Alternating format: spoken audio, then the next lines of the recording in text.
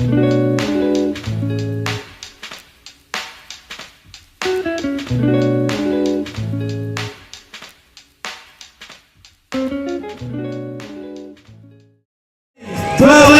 the legend himself, bboy.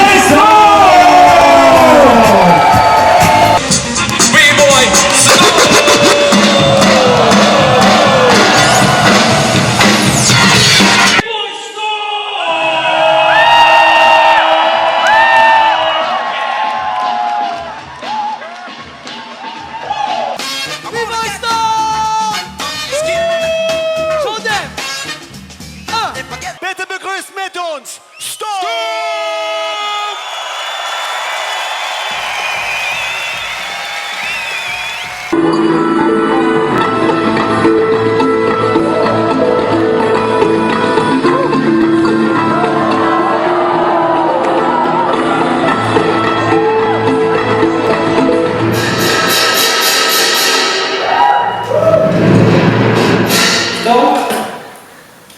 Storm, presentation. Hey, what's up everybody? My name is Storm, I'm from Berlin, or I live in Berlin, from the crew Battle Squad. Started quite early to dance. I mean, I danced my whole life, but I really got into hip-hop in the year 1983. Yeah. Before the big hype, then I was there when the big hype was happening. And after 1985, when everything died out, we just continued dancing and we helped spreading the dance again throughout the entire planet Earth, yeah, maybe the universe, I don't know how many people on Mars or on the moon, and I'm still there, yeah. Good. Yes. Good. How many, you still there? And me, I remember it's like 10 years ago, almost I see you yeah. first video. Yeah, that's 20 years. 20 years ago. 20 years back. You started. My first, actually it was the first solo, Yeah. first solo VHS tape ever. Yeah. By a bboy.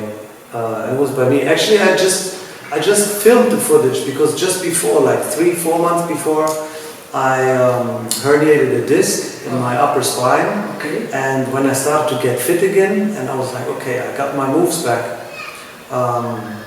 It was so scary when that happened that I thought that I was never going to be able to dance again. Yeah. So when I was getting fit again, I was like, okay, now. Let me film everything I remember, what I know how to do. Because I thought maybe I'm never gonna dance again, really like. And there's still, on that tape, you still, sometimes, you know, when I did Thomas Blair's, my feet were scraping the ground. If you would have seen me half a year or a year before that, that didn't happen. Wow. That didn't happen, you know, but anyway, so I filmed it, and then guys from Flying Steps, my own crew, and the people, you know, in Berlin, you know, all the viewers and stuff, they were saying like, look Storm, this is something for the afterworld. You have to bring it out on tape, you need to sell this. Everybody needs to see this because it's so inspiring. That's what I did. Wow. So that was the first tape coming out. Yeah, and I'm still, like sometimes I watch it online, some people they put it online, sometimes I watch some stuff of it and I'm like, wow. Yeah, that was the early 90s. Wow. You know? Wow. It's the story of this video. I mean, especially for somebody like me, I listen, you know, it's like I was dancing every day, all day. I didn't do anything else. Wow. I did not do anything else. I knew my way to the supermarket, to the dance places, you know, and back to the house. That's all I knew. And I wasn't interested in anything else either. How many hours almost a day you dance? When you start? Well, when I started, it was something different. When I started, I was playing. But pretty fast I realized that this is really what I wanted to do, and I developed a passion. I would say one of the most important moments was when I wanted to learn the windmill. Yeah. Because all the other movements before, you were just trying and it would work out eventually after a while. But with the windmill, you had to align so much of embodied technique every day. You needed to try that it was taking so long. I had very disciplined. like, yeah, and a blue shoulder, and it was blue and green. Yeah, my hips as well. You know, and there was nobody to show me, but still you had to practice. You had to do it. You went through a lot of pain. You lost a lot of energy and time, and so on and on. So the more you do this, you think like, look, I can't stop now. Yeah. As if I stop now, that would be crazy, that would be stupid. I have to continue until I know how to do it. And I continued, and then after like 2 months, hardcore practice every day, with having bruises and burns and bumps and everything, I finally knew how to do a windmill. And I was the happiest kid on the planet. Wow. Yeah. But that really changed. Not the feeling changed, it changed my life. The approach to the dance. From that moment on, I realized no matter what I want to do, I can accomplish it. Yeah, I just need to put the right work into it. I just need to commit myself as much as I can to something, and I will manage. I will succeed. So, and that's how I did it. So from that, and then I met Swift Rock 3 years later. Yeah. I met Swift Rock just when I finished school, and we pretty quick we decided that we wanted to be professional breakers.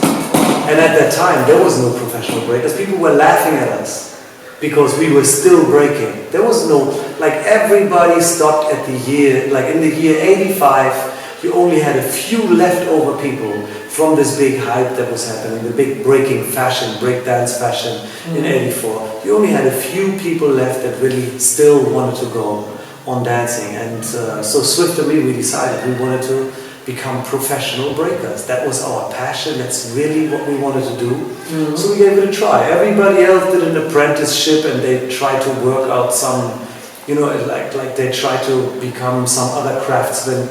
And since Swift and me, we were pretty bad in school, we realized our career would have been bad if we learned something else besides our passion. So we had to give it a try, and we said, let's try it. If it's working out, it's good. If it's not working out, we can still do something else. We can still go to the army or something. Yeah, that's what we did. And from that moment on, we also realized we have to treat it like a job, like a profession.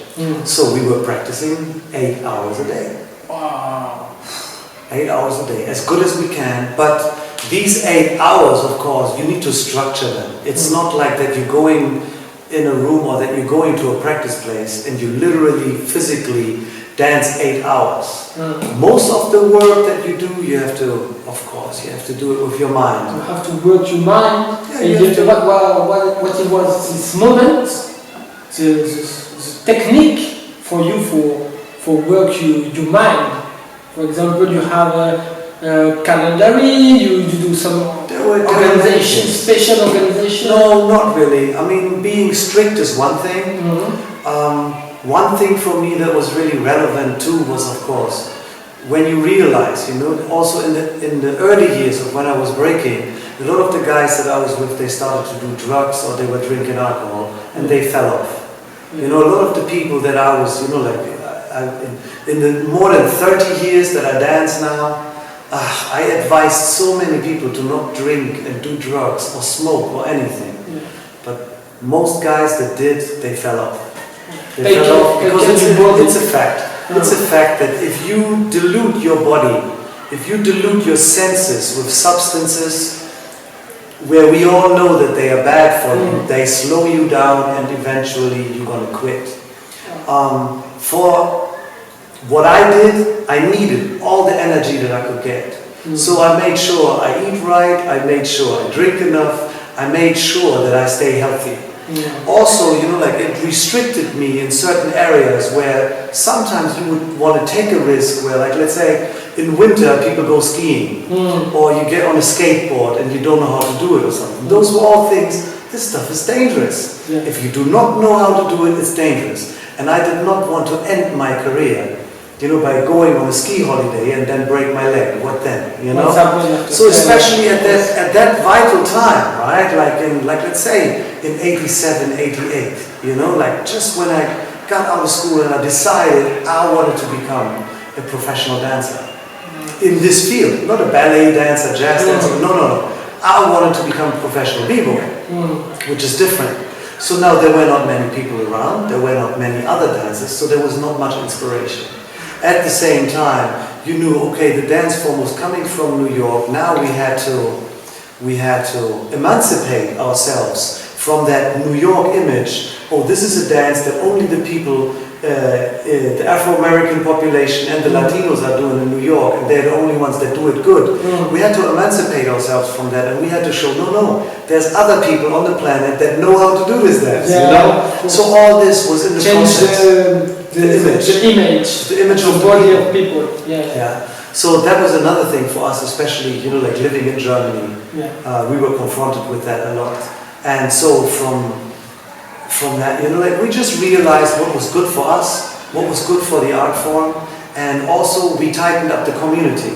There were other people that also still continue to dance. We wanted to inspire them the same way they inspired us. They sometimes had videos, we haven't seen that yet. They were dancing, they developed something new. We wanted to be part of that process. We got together, first hip-hop jam started, and all together we realized, you know, pretty early we realized that this thing can only grow together. It's, you know, like in the early 80s too, we were confronted with a lot of ego from other people. People that did not want to share moves. People that did not want to show moves. That only felt secure in their crew. That didn't want to dance, and so on and on, just because they were afraid that you might take some of their stuff. That you might, you know? So, and then in the mid-80s to late 80s, it was much more about sharing. You've done something, especially when you found a friend, when you found a good person, like Swift Rock, my partner. It was crew. Yeah, if you have a crew and within the crew you can trust the members, because in some crews, you know how it is, some people don't trust each other in the crew. So, but if you have a crew and you can trust each other, sometimes, you know... The entourage, you know, l'entourage, l'entourage in espagnol. It's very important for groove up in what you want to do. Absolutely. Absolutely. And he helped you a lot in this moment? We helped each other, yeah. And my brother was part of this too. You know, my little brother, Speedy, he was part of this too. Yeah, I mean, it was a trio. It was a trio, but Swift Rock was injured, and that's why everybody thinks it's a duo. But Swift Rock was injured, he couldn't dance, and that's why I only did it with Speedy. But anyway, right? So if you have somebody that you can trust, if you do something nice and the person tells you, if he tells you like, look, this really looked good, you should continue this path. Then you go like, okay, thank you very much. The same way, if you do something stupid, you know, if you do something where you go like, really you need somebody from the outside tell you, look, you know, like, I don't know. You're like, maybe you get somewhere. If it feels good, that's Swift Rock. Swift Rock always said, look, if it feels good, it cannot look bad. You know? It's like your master say you can go there or there. Yeah, it should be somebody that tells you answer or the direction, and that helps you with your talent. Right? In most of the cases, I mean, look at school, right? Look at school. If right away people would help you with your talent to explore further, then automatically on the other ends, in the other things that you have, like whether it's physics, maths, or language or whatever, the more you get pushed in one talent, into one direction, and the more free you can go within this, the more you get interested in going out. But if you always get like suffocated in something and people give you the frame for something, you get conditioned and you do not want to get out of this, you know? So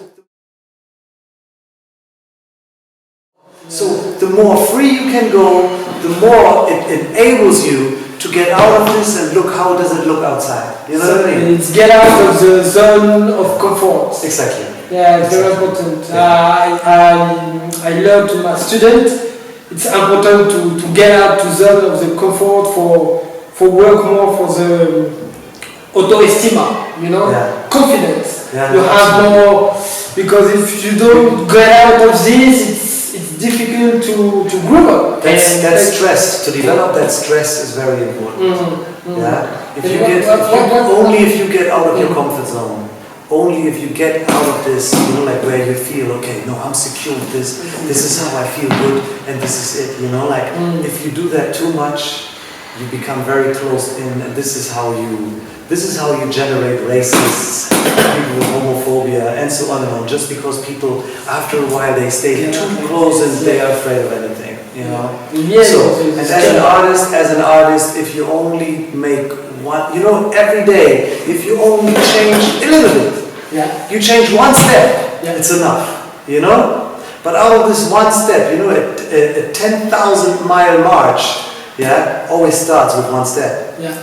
So it's really important that for you, in order to grow, you need to take a road where you think nobody else has taken. Like you? Thank you for saying that. No, it's true, but you was one of the first b-boy. It's many b-boy, very good b-boy in the world, but you was one of the first b-boy. I explained you before. Do a solo. That's you true. know, and I see, of course, and dance, like many dance, like popping, exactly. many styles, you know. What led to it, people need to realize that the way, you know, like, when you look at all these hip-hop dances, when you look at all the dances from the urban field and how they develop, if you look at a circle, a dance circle, the way we have it in our jams, right, this is the first form of theater. When you think about it. So each person steps in, right? Each person that wants to dance is doing a little something, and it's a little piece. Even if you just dance for 30 seconds, but you make a statement. So you learn how to formulate a statement, a dramaturgic statement that leads to somewhere. If the person, you learn very quick in practice already, even if you dance for yourself, you learn very quick how you formulate the statement so that people understand what this is about. If you look at b-boying in the most natural way, you find out, it's easy. It starts with top rock, then comes the drop, you go down, you have footwork or down rock, and after down rock you end with the freeze. It's a very normal dramaturgic structure. And if you put that, if you utilize that in all the other dances that you want, it works for everything else. Even if you formulate sentences. You formulate sentences, the stuff that I'm telling you, this is stuff that I actually learned through the dance. Because in this dance, I learned how to put things together, the ingredients that you need within the time to put it up, chop it up, and find out, oh, there's still something missing, I still have to continue, and now at the end, I do my freeze, I do something, I get up, everybody knows I'm finished now, and the statement is clear. Start, middle, finish. Exactly. Like, start, say your name, Introduction. It's like an introduction. Action, finito. I mean, almost. You can easily find out how dramaturgic structures, how they work, right? But you know, this dramaturgic arch, you find out after a while. You know exactly. You know, like after years and years of performing in circles, you find out now. If you make it longer, it's still the same structure. And longer, it doesn't matter. So now, with the accumulation of technique that you have, you can find the things, the ingredients too, you know. So now out of this, you develop further, and at the end you have even more, and you do it longer, and you do it, and then you exchange. You have like material for 5 hours, and now you have to concise it. You know, you have to make a concise version of whatever you want to do with the subject and the topic or the task that you want to do, the concept in your piece, and this is how things are happening. And the more you do it, the better you get used to it, and you find out whether it works or not. And for you, what is the déclic? You know, the déclic, the switch, like when you see dance, when you start dancing, what it was, wow, I have to do that. I have to live with that. I have to do professional. What is the different switch? Well, I mean, the step from just being a dancer that does it part-time and to become a professional was very easy for me because I was so passionate about it that it was without a question. I wanted to do it. I had trouble in school because of it, because my teachers were saying, oh, come on, are you serious? You want to become a dancer? Like dancing is not a job, it's a hobby, you know. Yeah. So I really had trouble with this, and also, you know, like I don't know if my parents were happy with it. I guess they knew I have to find myself, you know, and they were happy at the end, you know, like. But the what you call the declick for me to really get into this. Oh man, I do remember the first things, the first images I saw on television, but what was much more a declick, the way you call it, was a couple of friends of mine. We were skateboarding, right? Yeah. We were all I was all, you know, like my best friends, we were all skateboarding before we were breaking. And we were always skating at a bank in the city where I was living. And we were skating to music too, so we were already dancing basically. So I was choreographing my little thing of what I was going to do with my skateboard. We call it freestyle skating. And in the summer of 1983, a couple of friends of mine, in particular Michael Gertz was his name. You know, like the older guys, they went to Sweden for a summer camp. Yeah. For a couple of weeks. It was called the Eurocana Summer Camp. And the summer of 1983, a lot of the guys, they were already breaking, especially the Americans. Yeah. So they weren't skating so much when they were in Sweden. They learned more about the dance. Yeah. Right. So when they came back, and I mean, I was 14 years old. I just turned 14, and these guys, they were all 18, 19, 20. You know, like when you're that age and they're that age, you don't really hang out. Okay. It's like these guys are here. I was just getting into girls, and they already had girlfriends. You know, like they were drinking beer. Some of them were smoking and so on. And I didn't do all of this, so we were always a little bit further, and they were doing their thing. And I remember this one time, Michael, that he was doing a move on the skateboard. Yeah. He lost the skateboard, right? So the skateboard rolled away, and then he did a backslide. He did the backslide to get back on the board. And I saw it, and I was like, oh no, he's skating without a skateboard. You know? It was a crazy magic trick, right? And then maybe a day or two later, next thing, another guy, he was doing a pirouette on a skateboard, and he fell. He fell down, and when he fell down, he whipped with his leg, and then he did a backspin. Wow. And I was like, oh shit, you can do that? You know? It's like, wow, that's possible? You know? So for me, the way I saw the first moves was more or less a great way of camouflaging, when something went wrong with your skateboard. Right? And only then, all of a sudden, I remember, then, I don't know what came before. Buffalo Girls? No. Then I heard, I was in the kitchen, I was doing my homework, and on the radio, there was a show, and they were talking about rap music.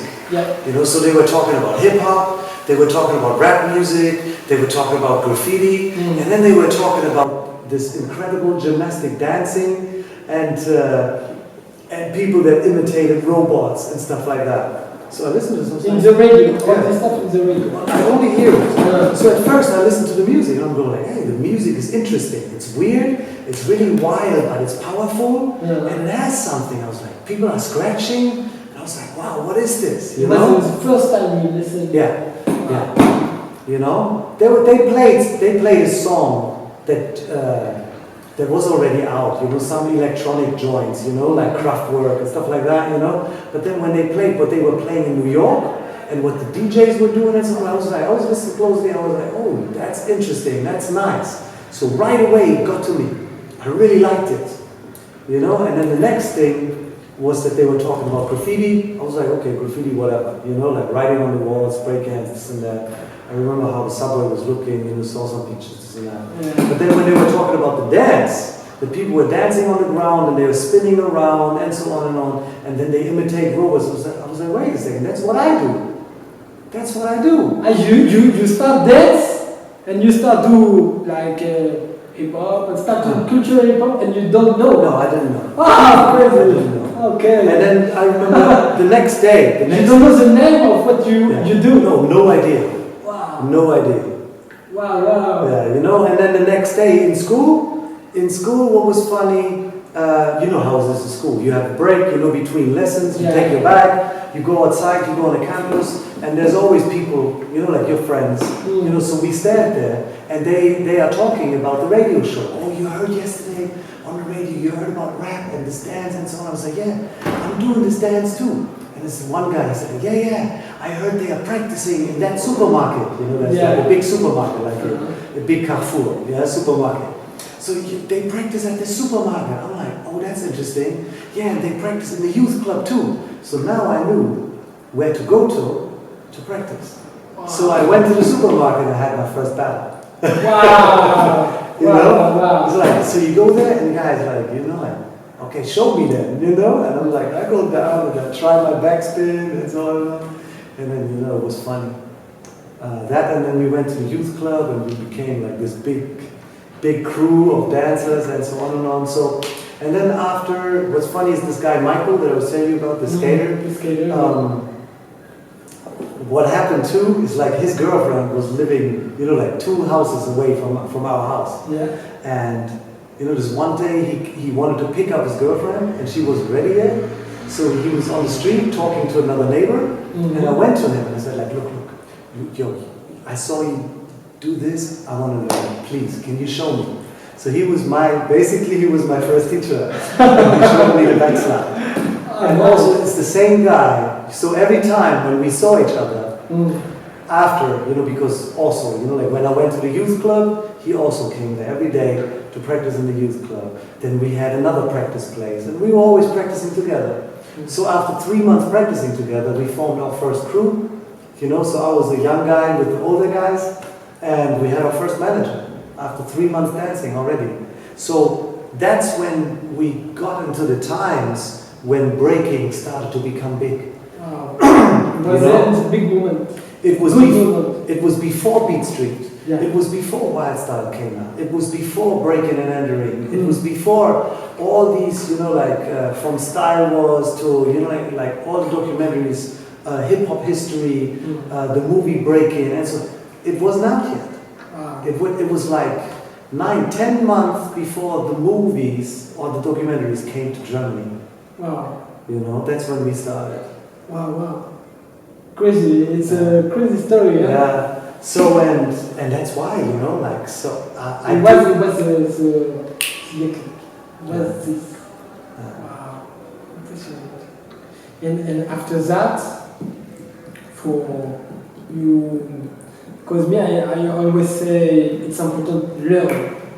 I tell you, I have many masters in my dance education, like Tony Mascot, Coach, Junior Bugalo, and many people. YouTube video, you know.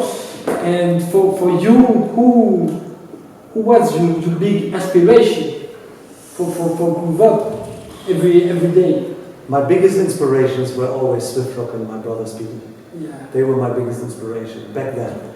As long as we danced together, because you know, like you need somebody by your side all the time to realize, you know, like where you can go. And also Swift Rock was another very big inspiration because he always calmed me down. Swift Rock was always more calm than me. And there were situations, you know, like where I have to thank him for that, you know. Not that I'm like, you know, like, but there were moments where it could have gotten out of hand. And I have to thank him for that. That's one thing. But my brother, of course, you know, like as a brother, you know, it's the biggest inspiration in a sense where you can definitely trust your brother. Yeah, like that. If you do something together, he was younger than me. He was 4 years younger than me, and we became training partners, sparring partner almost. You know, so you can do that. Yeah, it's so nice. It's so good, you know, especially if that's your brother. You know how to talk to him. He knows how to talk to you. You don't have to be afraid of anything that people take things first degree. Yeah. Sometimes you say something, and people that you don't know, they take it differently than how you mean it. Yeah, and with your brother, that's not a problem. Then after, of course, the first movies when they came out, Rocksteady was a big influence, a huge influence in the beginning. You know, Rocksteady, then also New York City Breakers, of course, for breaking. Main inspiration for the dance itself, of course, came from New York. Yeah, so Rocksteady crew, New York City Breakers, Dynamic Rockers came to Germany. And of course, we had a lot of Americans in Germany. You know, the American forces, the GIs. Ah, okay. You know, so then also they toured around Germany, they were doing shows, so they were a big inspiration. And then for popping it was definitely, you know, what we've seen in the movie Breaking and Entering. You know, those two movies. Then there was a guy in Germany, his name was Captain Hollywood. Captain Hollywood. Then Jeffrey Daniels from the group Shalamar. And so on and on. You know, so there's so many people that I should mention there, you know, in one breath. Magnificent Force. With Icy Eyes, Fast Break, Mr. Wiggles and Fable. Wow. They were doing a show in Berlin in '83 at the Jazz Festival, for instance, and it was on TV too. So, you know, like all this, you know, there was so much. Every week there was breaking on television. Many inspiration, many sensei, many teacher. Absolutely. It's important for you. The people have someone for show. Well, you know, also what I could only advise everybody. See, when you look at old craftsmanship in the way, you know, like an artisan is learning his craft. When you look at it almost in the way of the medieval times, right? Then when you look at learning a craft, what's important is that in the beginning, in the apprenticeship, that you have a few masters or you have a master and he shows you the basic technique, he shows you the foundation so that you get formed in a certain direction. Now, this master that you have can only show you so much. He can only show you his compromises. Wherever he wanted to go, this is what you learn.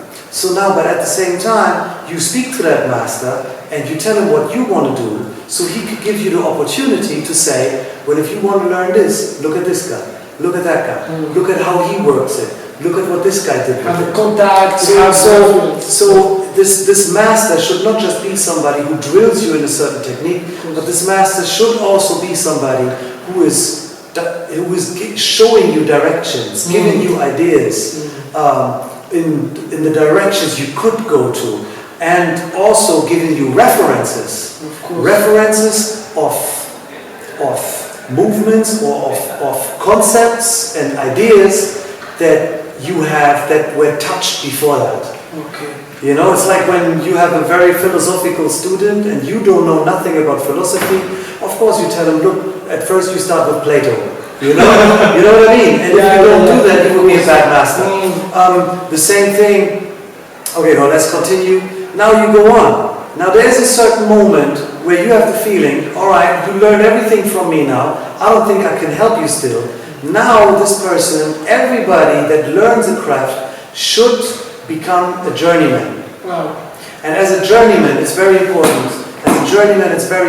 Now you get on the road. You use what you learned, but now you learn how to cooperate with other journeymen, with other people to build a roof, you know, or to build a house, or to do it in our case, to start working on choreography, start working on do something together, whether it's street shows, whether it's it doesn't matter. No matter what it is, you meet other people, you get inspired, you learn how to make compromises, and with this cooperation, you learn two more things. One thing is about the commitment.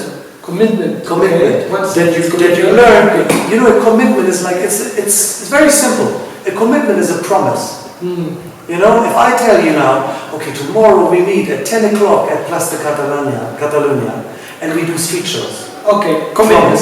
That's a commitment. So now I'm committed to do street shows with you. Yeah. Tomorrow at Plaza Catalunya at 10 o'clock. Okay. So now if I go there and I have to wait for you, and you show up at 12 o'clock, I know I cannot cooperate with you. Of course. You understand? Yeah, but if you're on time and you're like, all right, let's go. What do we do? Then this is the basis of a cooperation. Cooperation is commitment, and you find out easily who you can count on, who you can work with, who you cannot work with, or what to do to animate or to motivate other people to work with you. Yeah. And that's why to get into the professional way, this journeyman task is very important.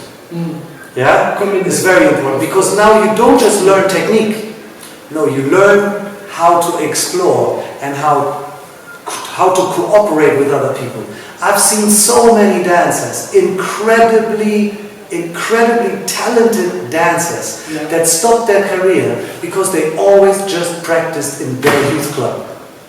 They're in their youth club, they do their thing, and then they get upset because other people get all the jobs. Oh, but like, I'm much better dancer than him. And then you go like, yeah, but why are you always just here?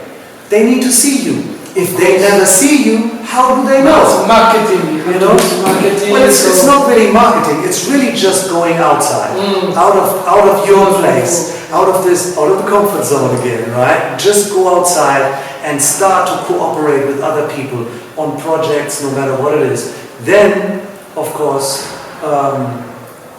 after a while, you find out what's really necessary of doing, and then you become the master. But all these tasks, they don't end with being a master. All these tasks, that's when it starts, really. All of a sudden, you're the master. You get apprentices, you get students, you get people that want to learn from you, and so on and on. But this journeyman task, I have to say, for my life, it was the most important part in my dance career. Because from the year 87 on, Swift Rock and me, we were always on the road. We were always traveling. We were going everywhere, and there was nothing that can give you more inspiration than getting information from another artist firsthand. If you see his video, you only see the product. Of course. But to speak to the person, to live with the person, to eat and to philosophize with that person, that's when you get the input, and this is what changes your mentality too. Sometimes you just see the move and you go like, well, I can do this, but only if you understand what's behind it, you go like, oh, it's not about the move. It's about how you develop. You know what I mean? Or something. There's so many different things that you find out when you talk to people, when you cooperate with people. Of course. And this is something, I could only advise everybody who, whatever you want to learn, whatever craft you want to learn. So the thing of you say, it's tomorrow, if I want to learn something of someone, I have to go see him. If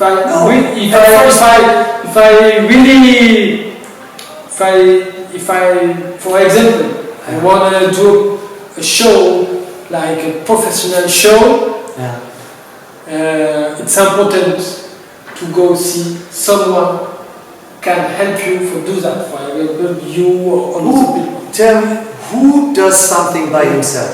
Just himself. It's impossible. We all need other people's influence. We all need other people's input in order to grow. There's nobody that could say, I've done all this by myself.